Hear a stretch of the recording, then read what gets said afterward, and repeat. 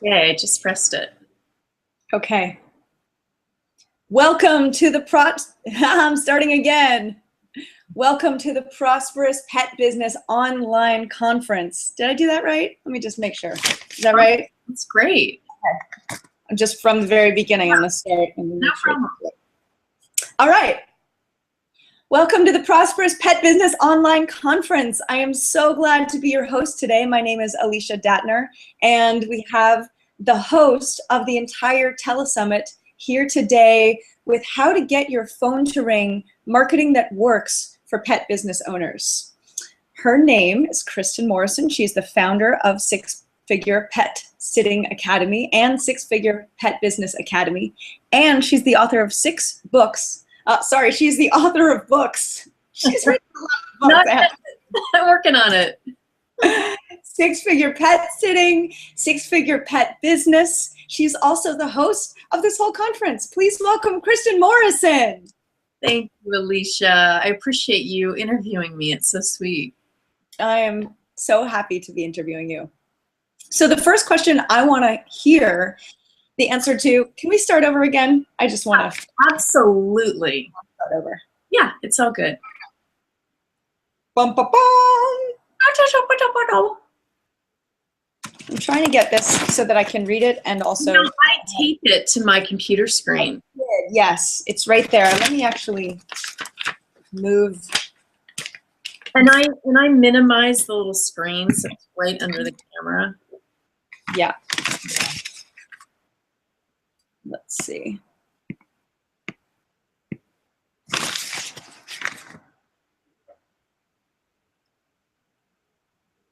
Okay. Okay. Welcome to the Prosperous Pet Business Online Conference. My name is Alicia Datner, and I am honored today to be interviewing the host of this whole conference. Today, she's going to talk about how to get your phone to ring, marketing that works for pet business owners. She is the founder of Six Figure Pet Sitting Academy and Six Figure Pet Business Academy. She's the author of the books Six Figure Pet Sitting and Six Figure Pet Business, and she is the host of this entire Prosperous Pet Business Conference. Please welcome my dear friend, Kristin Morrison. Hi, Alicia. Thank you so much for interviewing me. I'm so glad to get to be the one to do this. And I just want to say that I so appreciate and admire who you are as a business person. I've known you now for about, I think, 8 or 9 years, and watching you from the very moment I met you, you already had this this very clear vision and confidence and positivity about what you do in the world, and that was really attractive and interesting to me. And as we've developed our friendship, I've just gotten to be on the inside of watching you continue to just power through and blossom and create more and more. And I'm just so glad to get to know you. So it's a pleasure to be here with you and to get to let other people in on the secret of how awesome you are. And I love what you're creating. Oh, thank you so much. Thank you. Yeah. So I want to get right into the meat of things and find out about marketing. I want to know, what doesn't work when it comes to marketing? A lot of people are constantly trying all different things and do that sort of spray and pray. We'll just see what happens. And what doesn't work? Yeah, well, the biggest thing I think that doesn't work in this day and age are yellow page ads, right? The yellow pages are just going the way of the dinosaur. But a lot of people think, well, the online yellow pages, that'll do it. And it's expensive and it just doesn't work. The online yellow pages don't come up high on the search engines. At some point they might, but right now they just don't. So it's not a good use of your money, your energy. That's one thing. And then a lot of pet business owners don't have a logo. And a logo is really important because it's the first step to really creating your brand, which is the way that you're revealing yourself and your business in the world. And of course, having a website is really important. And I run into some pet business owners who have been in business for a year and they still don't have a website. So I would say that's really the first thing that you need to do when you are looking at marketing, is having a great website.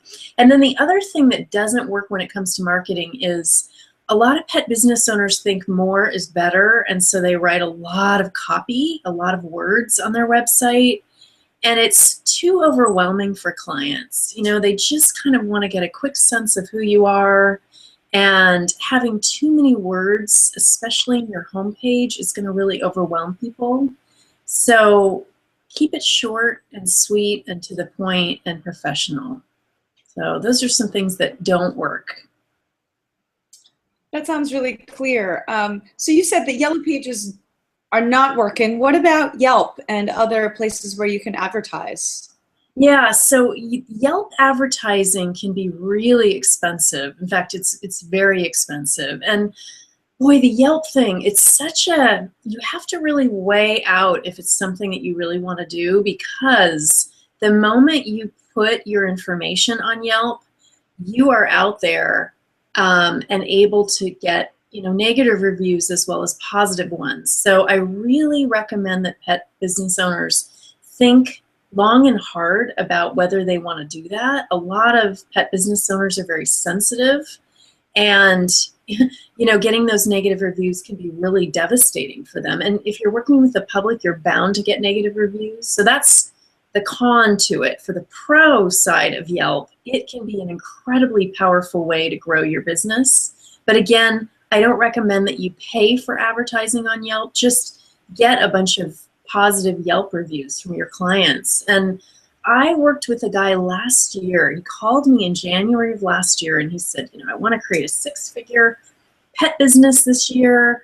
Help. And so, you know, I was coaching him and we were talking about Yelp, and he said, yeah, I really do want to be on Yelp. You know, I gave him, okay, this could happen or this could happen, good and bad. And he said, yeah, I'm going to go for it. And he ended up getting so many positive Yelp reviews within 2 months that within 9 months he was hiring somebody. And by the end of the year, he had created a 6-figure pet business. So that's the positive aspect of it. But again, the advertising really, it's not going to be beneficial for you. Just get the Yelp reviews from your clients.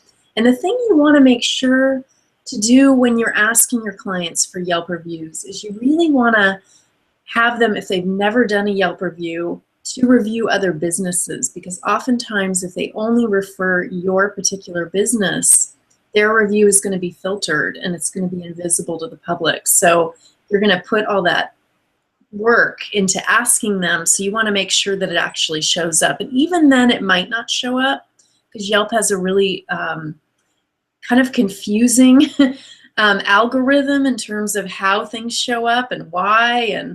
But still, you know, if you're really wanting to be on Yelp, it can be incredibly helpful to create more success for you, for sure. I've had reviews that are too glowing and they don't show up. Good.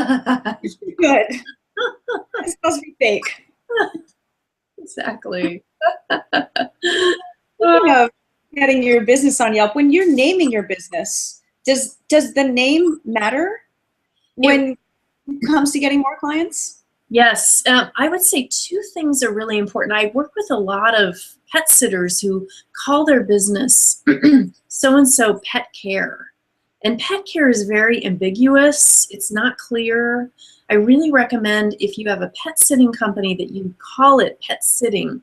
You know, you have, let's say, Sweet Pea Pet Sitting instead of Sweet Pea Pet Care, because you really want to claim your business and your service and let clients know exactly what you're providing. The other thing that I would recommend is to really look at the long-term vision that you have for your business. So a lot of people who are in business, when they start their business, they think, oh, I'm going to name my business the name of my town, you know, San Francisco dog walking. But then they might want to expand at some point, or maybe even create a franchise in the future. And then you're stuck with this name that is purely for a local area. So I don't recommend naming your business with the city or town that you live in, because it can really keep you small instead of the bigger vision if you decide to grow.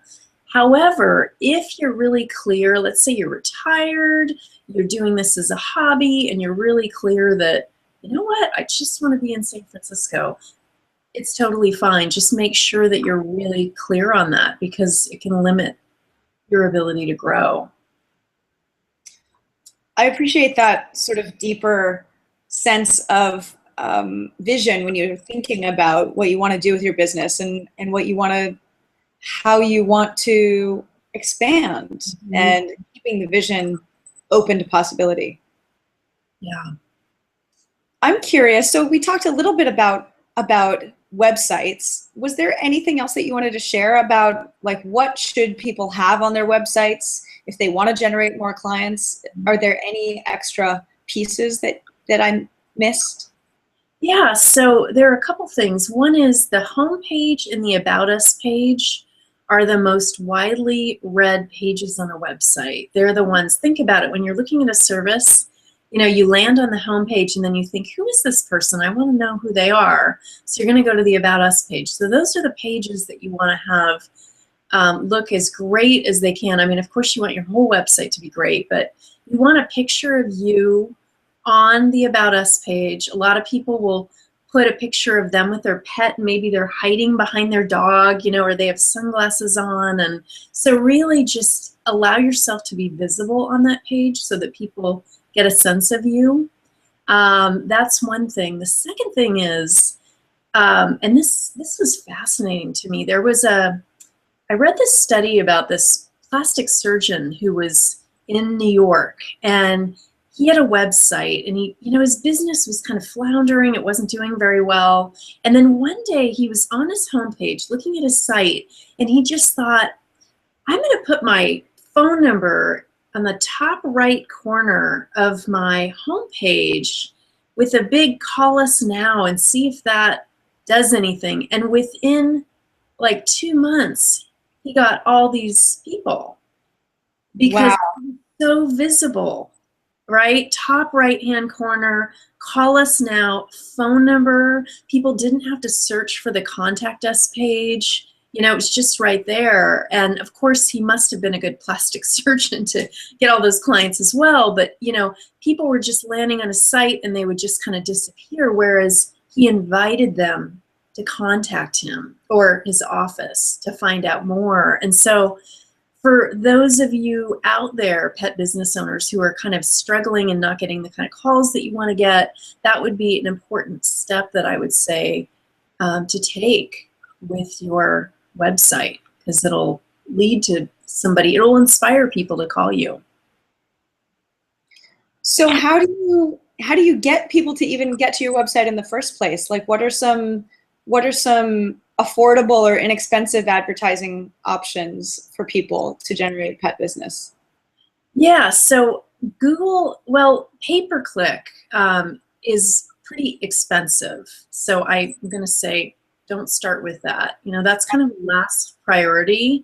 Let's say you are in, I'm bringing up San Francisco because I live near San Francisco, but let's say you're in San Francisco or you're in New York and you're a dog walker. Those are two really heavily populated areas, and they also have a lot of competition for dog walkers, right? So you, no matter what you do to try to get your business high up on the search engines in San Francisco or New York as a dog walker or a dog trainer, it might be virtually impossible to actually get on page one, no matter what you do, just because there's so many people out there. So in that case, you might end up having to do pay-per-click.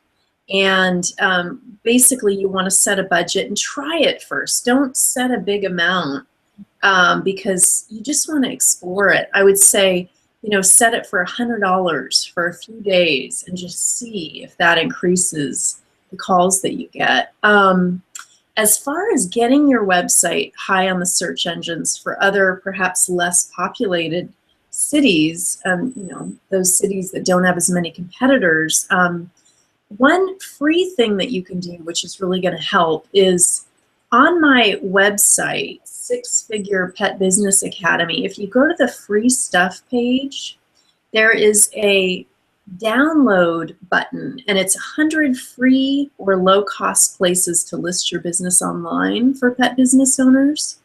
And you can download that, and it's a free booklet that I created. Now, I created it a couple years ago, so some of those links aren't going to be applicable. There are going to be websites that aren't there anymore, but just keep going down the list. There's enough there where you're going to be able to really be able to list your business online, because links are really important. You know, being linked on another site is really important in terms of raising your search engine optimization.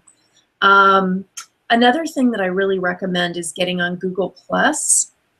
That comes up really high in the search engines, as well as creating YouTube videos. And you can go to Fiverr.com and get videos created for $5. You submit pictures, your logo, your website address, and they create a video from the pictures that you send. And they do music. They're fine. They're not wow, you know, but you're paying $5.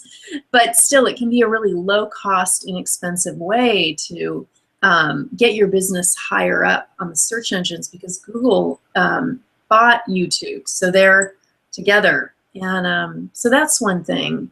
And also, of course, having your business on the social media sites, Facebook, LinkedIn, Twitter, Pinterest, those kind of sites. But Google Plus is really important these days. Obviously, Google Plus is Google, right? So you really want to be posting on there, and I would attach blog posts that you've written, and just, you know, all these things being online is going to help you get higher up on the search engines.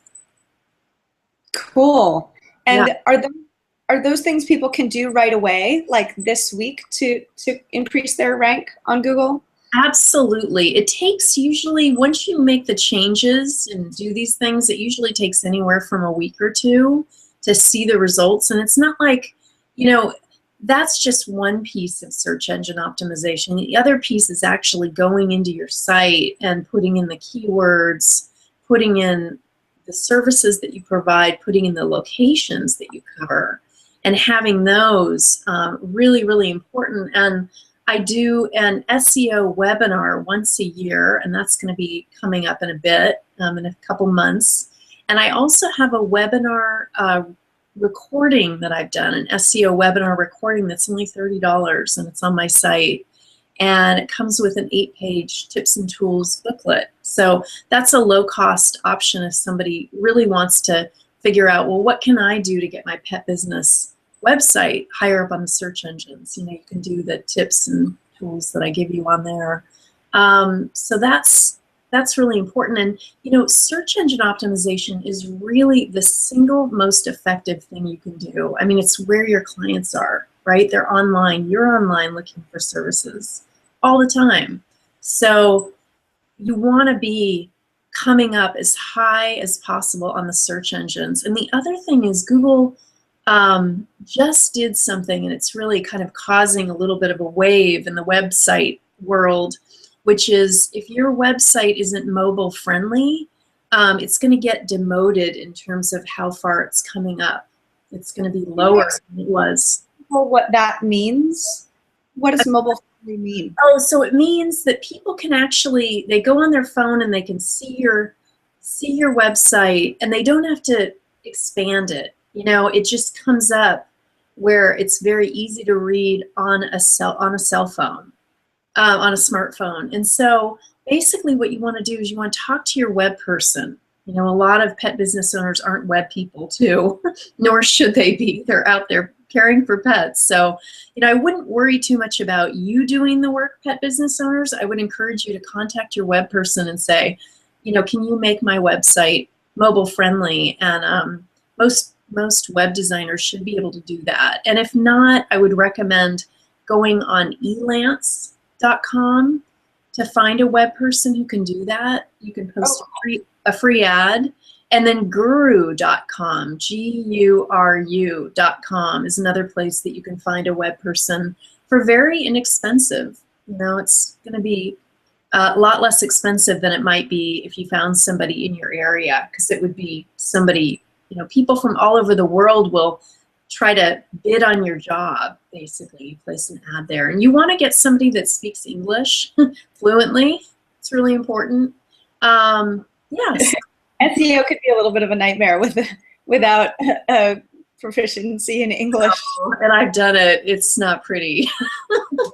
I've worked with somebody from India, and it was very challenging. He was a great guy, but boy, hard to communicate. So I learned my lesson that way. So yeah, get somebody that speaks fluent English. It doesn't necessarily mean they need to live in North America, but you know, it's helpful if they do. But yeah, that's what I recommend. So all of this, I want to take notes. It's all so great. It's just really wonderful information. I'm wondering, what are some mistakes that pet business owners make when it comes to marketing? What are the things that they like just don't think of maybe, or that just miss out on? Yeah, so what some pet business owners do is they put all their marketing eggs in one basket. Like I had a coaching client a few months ago who called me and she was so excited. She said, I placed this ad in this magazine in Florida. She lives in Florida, in my area, and it was $3,000 and I'm just so excited. And I'm like, oh Lord, it's a lot of money. That's a lot of money. Yeah, and it's a magazine. So, you know, that could be great if it's not $3,000, you know. So she ended up maybe getting one call from that, and it, you know, she put all her marketing eggs in one basket. That was her marketing budget for the entire year, and then she had to scramble to come up with more money to be able to market in other places. So you really want to diversify your marketing streams so that you're able to really have your name and your business out there, you know, everywhere as much as you can. And another mistake that a lot of pet business owners make is they get a little lazy. Like in the beginning, they're really fired up, they're marketing, and then, you know, they start getting clients. It's very exciting, and then they're busy with the work. It might not even be that they're lazy. They're busy and they forget to market, and then all of a sudden, you know, pets die. Clients move away, and then they're scrambling to get more work where they really should have been marketing all along. You know, even when you have a lot of clients, it's really important to kind of keep that going. So I recommend doing even a tiny marketing action a day, you know, making that part of your to-do list, whatever that looks like, with that free places to list your business online list. You know, do 5 of them a day. You don't have to crank it out and do 100, you know, in one sitting, but do 5 a day. Just take one small marketing action a day, and it'll be amazing to you how your business just increases and increases. And then when pets die, when clients move away, you're going to have an influx of people. It's going to be great. There was one other thing I was going to say about mistakes that pet business owners make, and I forgot. It was right there. Anyway, maybe it'll come to me. It has to do with forgetting what to do and what to say. Okay. What do I need to do today? Oh my God. Yeah, it'll come to me. People scheduling and calendaring certain days for certain things. Yeah, I think it's a great idea. Monday can be a great day for social media. You know, you're kind of fresh out of the gate for the weekend, and I recommend, you know, setting aside time. And a lot of people go, oh my God, social media, it's so much work, and I'm going to get sucked into it. You know, I know that's a fear of a lot of pet business owners, and one of the reasons why some people aren't on Facebook, because they've heard, you know, it's not Facebook, it's timesuck.com. You know? It can be, but you can also really be mindful about it. You know, make it a mindfulness practice where, okay, I'm setting the timer for 20 minutes and I'm going to really be conscious about this. You know, I'm going to post something on my Facebook business page, and that's really important to create. It's a Facebook business page. And then I'm going to post something on my profile page. I'm going to go to Twitter and post something. You you know, and you can post similar things. That's the thing. You don't have to reinvent the wheel each time. You know, you can post similar things on different social media sites so that you're simplifying it for yourself. Mm-hmm. Oh, I remember now what I was going to say about mistakes that pet business owners make. So in the beginning, they're really, like I said, really fired up. They're going to vets, groomers, they're going to pet stores, they're dropping off cards, they're cultivating relationships with different business owners, non-competitive business owners, right? Vets, groomers, and pet stores usually aren't competitors. If you are a pet sitter, dog walker, dog trainer, groomer, obviously if you're a groomer, you're not going to be going to other groomers. But and sometimes the vets can be competitive because they have a boarding facility. But even so, often there's a different clientele that's wanting somebody to stay in their own home versus boarding their dog. You know, so in that case, the vets who board may end up referring you. But basically what you want to do is you want to get into a habit of every 4 to 6 weeks going to the different pet businesses and dropping off your cards and really cultivating an ongoing relationship with them where they're seeing you, you're restocking the cards. Bring in some goodies for them. You know, when they've been referring you, bring in a box of really great Krispy Kreme donuts. You know, that's a way to really win friends and influence people. It makes my mouth water. I know, I want one right now. Yeah, so and have a marketing kit in your car. And what I mean by that is have all the supplies that you need. Have the card holders. You know, have a marketing log where you have all the vets, groomers, and pet stores listed, and date when you've dropped off cards so that you're really conscious of, oh my gosh, it's been 2 months. I need to get my butt in there and drop off cards. And if you have a kit that's in your car that's ready to go, then it's going to make it so easy. You know, you drive by a pet store and you're like, oh, you know, I'm just going to drop off my cards here. And so that's something. And a lot of pet sitters in particular have an aversion to putting signs on their car. And I think it's such a shame because that's really a way to get a lot of a great form of advertising. You're driving around all the time. You know, get a wrap on your car, you know, and if that's too much for you, if it's too intense, then get magnets on, you know, on your car doors. Get vinyl signs put in your back window and your side window so that clients are really able to call you, potential clients. And there are also card holders that you can get for your car that actually sit on the outside of your car. And there's a little sign that says, please take a card. You can Google that. Actually, there's a company that gives six-figure pet business academy clients 10% off. So it's vehiclecardpockets.com, and you can go there and then you enter the code GATE, G-A-T-E, and you'll get 10% off. And so that's something that has your car working for you. It's like, how can you market with ease? You know, that's really where I go when I'm working with people is, you know, how can they do it in an easeful way? And for those pet sitters who are thinking, but I don't want to advertise that my clients aren't home, then park a few doors down. You know, you don't have to park in the driveway. And I recommend that you don't if you have signs on your car. It's just not smart. But don't let that stop you from having this advertising happening everywhere you go. And you'll get a lot of clients from it. Because people who are, you know, you're transporting pets in your car a lot of the time, yeah. Right? And people see you, yep. And maybe they get curious, or they think, oh, that looks like a good, trustable person, and they maybe are shy to get in touch with you. But if you had something on your car that they could use, that would make sense. Yeah, and the thing is, if you do have car signs, you really want to make sure that you're driving in a very polite way. And that you're just you're not being crabby. And I remember one guy, oh my God, I was driving behind this pool guy. He had a pool service, or he worked for somebody that had a pool service, and somebody kind of cut him off, and he had the business advertised all over his truck, right? And he flipped them off, and I thought, oh my God. I mean, I would never, I don't have a pool, but if I ever get one, I am never calling that company because he was such a jerk.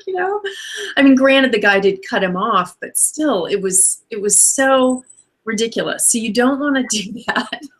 You want to, even if somebody's a total jerk in front of you, while you're trying to merge, just keep your cool. If you have signs on your car. If you don't, then it's a free-for-all. Yeah, just be totally obnoxious. Resume your old ways. Carry on. Carry on. What I'm getting from what you're sharing about that is that it's not just that marketing is about your website, but it's that everywhere you go, you're marketing, and that you as a person are marketing yourself as your business. You represent your business, and that your car represents your business, that all of the different parts of you are an extension of your business out in the world. Is that? Yes, absolutely. I mean, you go to the store and you start connecting with somebody while you're getting apples, and they say, oh, what do you do? And you say, oh, I'm a dog trainer. And then that starts the conversation, and they say, oh, I know somebody that needs a dog trainer. And, so have your cards with you all the time. And, having t-shirts and hats made, it's a really good way to market your business, especially if you're a dog walker and you're walking around. Have it on the front and the back so that people can see you when they're behind you. And again, just carry your carts with you all the time. It's a lot of pet sitters, dog walkers, dog trainers don't have their carts with them. And then they tell somebody about them, and it promptly, goes out of their mind, the people that were interested. So give them something that can help them remember you. Wow, that everything you've shared has been so just kind of enlightening, and I love the detail too. I mean, you've thought of things that we haven't thought of, to the degree of like the Yelp owners or Yelp reviews, and that people have to write extra Yelp reviews in order to show up. I mean, I love the way that you do that. Do you also do this in your work with when you coach people? I'm sure that you go even more in depth. Absolutely. Yeah. Deeper level. Yeah. I really tap into the pulse of what are they doing that's working? What are they doing that's not working? And those of you who are out there right now who are wondering, well, what is working? One of the things that you might want to do is to create a spreadsheet where you're really paying attention to how many people are saying they found you online, how many people found your card or met you or saw your car signs, how many people got your card at vets, groomers, and pet stores, and really keeping track of that to see what's working, what's not working. And also when somebody says, I found you online, say, well, what did you search for? What were the terms that you searched for? So that you can really get a sense of, oh, that term really works for me. So that's really important. And I think a lot of pet business owners think, well, if I have software that I'm using, because there's a lot of dog training, dog boarding, and pet sitting software out there that keeps track. It's great that it keeps track, but it doesn't really let you know how many of my clients, my new clients, found out about me in the last month from my website. So it's up to you to really keep track of that and get a sense of that, because it's one thing to see, okay, somebody found out about me through my website, but how many people found out about you through your website in the last week, the last month? So to really keep track of that and get a sense of that. Thank you so much. Are there any final tips that you want to share with us?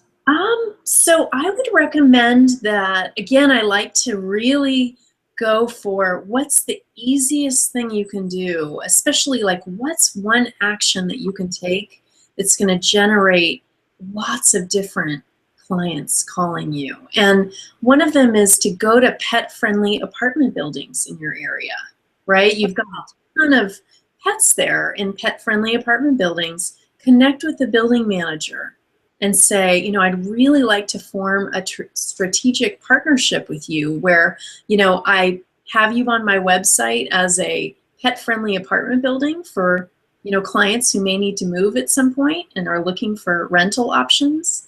And, you know, I'd love to have you, building manager of pet-friendly apartment building, refer me and maybe even put me in a welcome packet that you hand out to new tenants.